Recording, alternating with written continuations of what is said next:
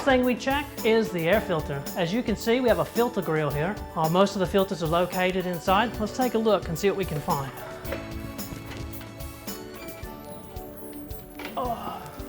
I see they've got an upgraded filter. This is what we consider a breathe easy filter.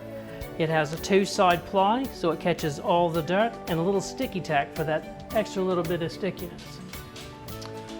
You can see that the grill itself needs a little maintenance. There's dirt built up around the edges, and that's something we take care of. Just a little scrub, and all will be right.